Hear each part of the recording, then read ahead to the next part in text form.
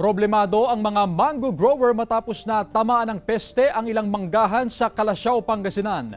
Yan ang tinutukan live ni Jasmine Gabriel Galban. Jasmine?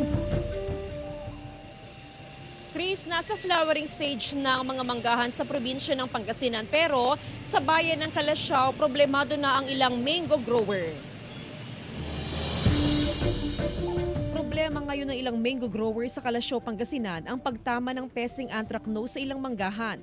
Kabilang sa tinamaan ng peste ang mga punong mangga ni Mang Crisostomo. Nakaschedule ngayong linggo ang pag-spray ng antifungal sa mga bulaklak ng punong mangga. Mamamatay dahil sa ulan, nabubulok yung mga bulaklak. Kung walang spray, masisira yung mga bunga. Ganito rin ang problema ng iba pang mango growers sa Barangay Longos. Kung hindi raw maagapan, tiyak ang pagkalugi nila ngayong taon. Paliwanag ng Municipal Agriculture Office, karaniwang tumatamang anthracnose kapag nagsimula ng mamulaklak ang punong mangga. Tinatamaan ng dahon, bulaklak at maging ang prutas.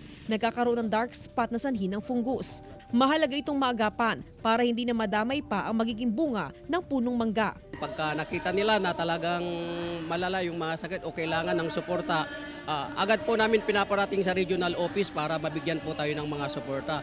Panawagan ng LGU sa mga apektadong mango grower na makipag-ugnayan sa kanilang tanggapan kaugnay dito. Chris, sa ngayon tuloy-tuloy yung assessment o yung monitoring ng Agriculture Office sa mga manggahan. Sa ngayon, hindi pa naman daw ganun kalawak yung pinsala sa mga manggahan pero nakatakda silang magbigay ng assistance kung kinakailangan. Chris?